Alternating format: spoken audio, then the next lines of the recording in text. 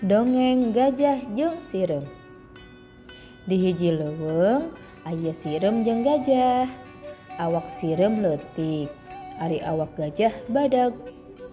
Gajah awakna kuat, watekna gede ambek jeung sombong. Gajah sering ngece sirem nu awakna leutik. Tiap panggih gajah sok ngahina sirem, malah sok ngaganggu sirem. Teu saeutik sirem nu paeh lantaran katincak gajah. Najan sering dihina, sirem teu sieuneun ku gajah.